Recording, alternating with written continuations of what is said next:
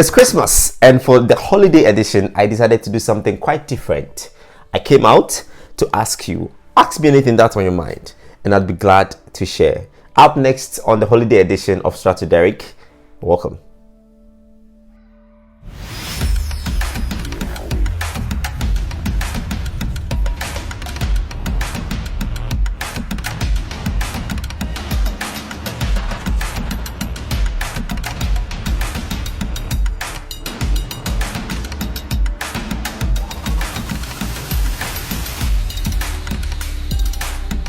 So Bako_1 asked, why are there jobs yet people say they aren't jobs?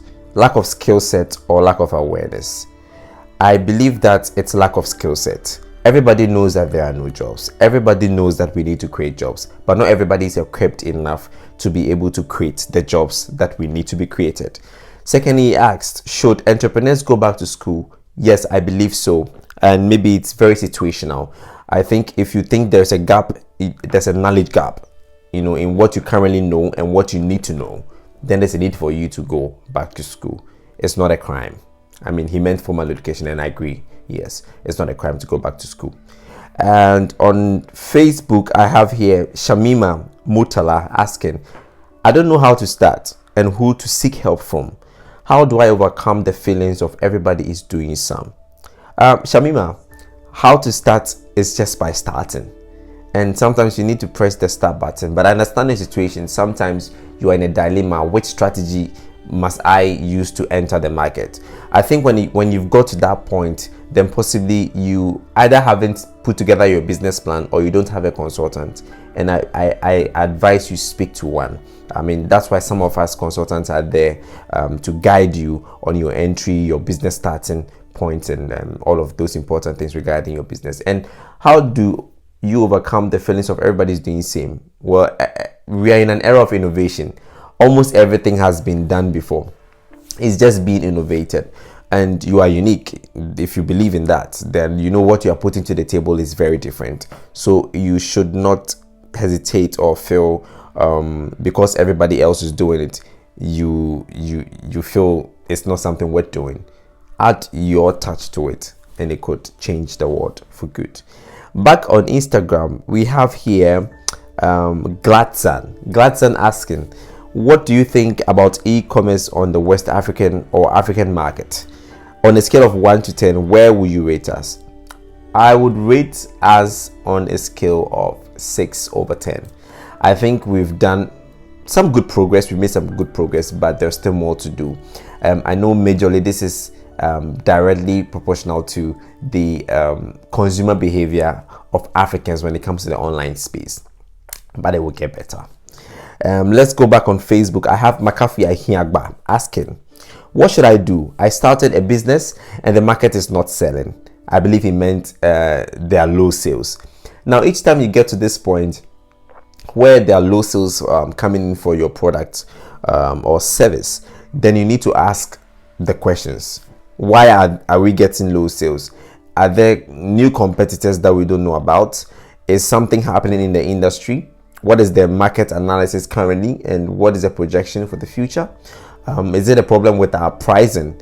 Is it a problem with the lifestyle of our consumers? If you've watched one of my episodes, I've talked about the fact that you have to know that consumers' lifestyle also changes, and this affects their interest in what you sell. Or it's probably a problem with the product. So you have to ask all of these questions. But I would also recommend you talk to a consultant, a third eye, who comes to look into the various processes that involved in your business, and then gives you an honest feedback. At Platinum Africa Solutions, we have such a service called the Organizational Performance Audit, where we can audit your organization's performance when it comes to a particular area or a couple of areas, sales, product, whatever it is, and give you the report on it, and then there's suggestions and strategies that could make them better. So I guess you can also employ such strategy. We have Shiamai_Shiamai on Instagram. Yes, my very, very, very own Shaman. He's asking, what do you think employers look out for in a CV? I think employers look out for potential. They want to have someone with potential. So when you're putting together your CV, make sure you are able to capture your potential on the CV. Show that you have potential. Your skills, your experiences, your education qualifications, the trainings you've taken, the achievements you've had and stuff should all prove that you have the highest potential for being to be a successful candidate for the employer. Now let's move on to Instagram again. We have Sesapon asking, what should be the entrepreneur's daily approach towards business? I think it should be a lot of seriousness. Just like how you don't joke with something that puts food on your table, don't joke with something that means a life to you. As simple as that. And then also, just like how you treat a baby that's a little. Sometimes your business may wake up on the wrong side of the bed. You'd have to be patient with it. It may fall sick. You have to give it medicine. Just like a baby, you don't give up on it. You work towards it until it becomes stronger to stand on its own. That should be the approach. Secondly, you ask, what are your 3 key entrepreneurial lessons in 2019? Number 1, if it's not on paper, it's not business. Number 2, people change. Deal with that. Number 3, don't have too many expectations. We are all human.